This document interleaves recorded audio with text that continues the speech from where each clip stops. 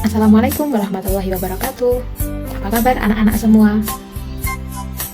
Pada video kali ini kita akan bersama-sama belajar tentang aktivitas manusia memenuhi kebutuhan hidupnya.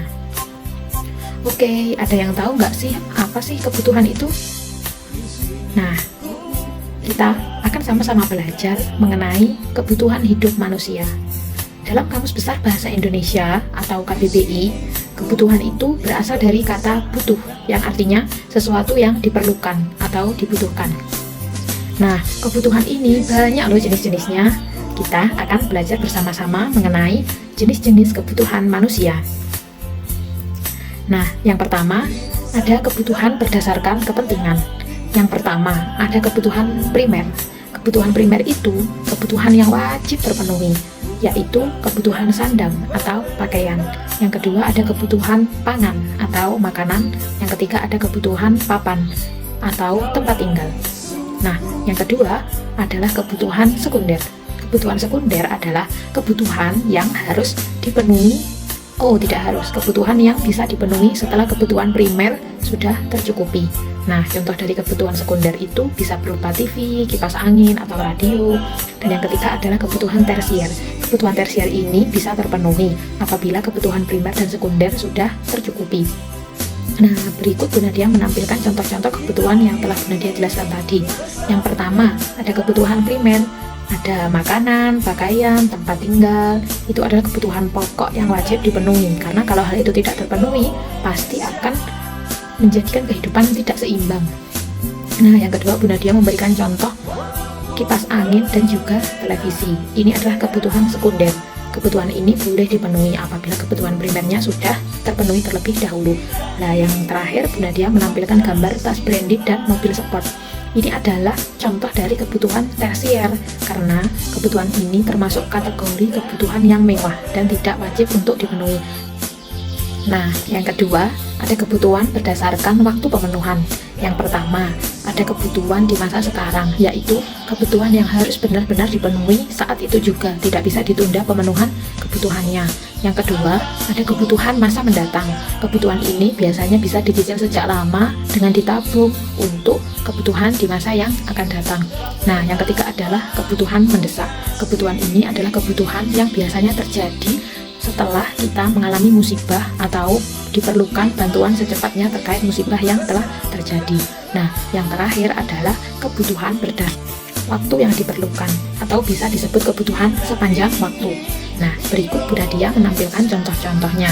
Yang pertama, tadi Bu Nadia telah menyebutkan kebutuhan sekarang atau kebutuhan yang harus dipenuhi saat itu juga. Contohnya, pemadam kebakaran yang memadamkan api. Nah, berarti kan itu kebutuhan yang harus terpenuhi saat itu juga, tidak bisa ditunda nanti-nanti. Lah, yang kedua itu Bu Nadia menampilkan gambar orang naik haji atau bisa disebut kebutuhan masa mendatang. Nah, ini kan bisa ditabung dari jauh-jauh hari agar di kemudian hari kita bisa melaksanakan haji. Nah, yang ketiga Bu Nadia memberi gambar anak yang menadahkan tangannya di bawah keran. Nah, di sini menandakan bahwa anak itu benar-benar membutuhkan air karena di lingkungannya sedang terjadi kekeringan. Lah, itu bisa disebut dengan kebutuhan mendesak. Dan yang terakhir adalah kebutuhan sepanjang waktu. Di sini Bu Nadia menghadirkan gambar para anak-anak yang sedang wisuda. Nah, maksudnya di sini kebutuhan sepanjang waktu adalah pendidikan. Nah, sepanjang waktu kita pasti akan terus membutuhkan pendidikan. Nah, yang selanjutnya adalah kebutuhan berdasarkan sifat. Ini terbagi menjadi dua, yaitu kebutuhan jasmani. Kebutuhan jasmani ini kebutuhan yang apabila kita telah memenuhinya, maka yang merasakan kepuasan itu adalah jasmani kita atau badan kita. Nah, yang kedua adalah kebutuhan rohani. Nah, kalau rohani ini apabila kita memenuhi kebutuhan tersebut, rohani kita atau jiwa kita yang akan merasa puas. Nah, Bu Nadia telah memberikan contoh bagi yang jasmani itu, misalnya ketika kita sakit, kita memerlukan obat. Lalu yang rohani apabila kita merasa telah jauh dari Tuhan, telah jauh dari Allah, kita membutuhkan kedekatan kita terhadap Allah lagi, maka kita melakukan ibadah. Nah, ketika kita sakit, yang merasakan itu badan kita. Ketika kita minum obat, yang merasakan sehat juga badan kita. Nah, ketika kita merasa jauh dari Allah, yang merasakan hampanya itu jiwa kita. Nah, ketika kita sudah dekat kembali dengan Allah, maka yang akan merasakan ketenangannya itu juga jiwa kita. Nah, yang selanjutnya adalah kebutuhan berdasarkan subjek. Kebutuhan ini terbagi menjadi dua, yaitu kebutuhan individu dan kebutuhan kelompok. Kebutuhan individu ini maksudnya kebutuhan yang apabila pemenuhannya dilakukan yang akan merasakan adalah diri sendiri.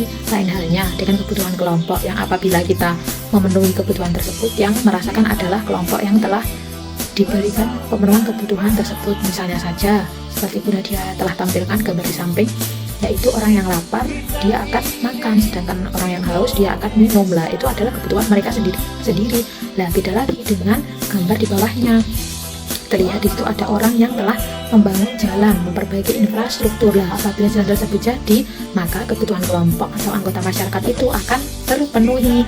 Nah itu dia tadi macam-macam kebutuhan manusia berdasarkan sifat-sifatnya. Baik, terima kasih, semoga bermanfaat. Assalamualaikum warahmatullahi wabarakatuh.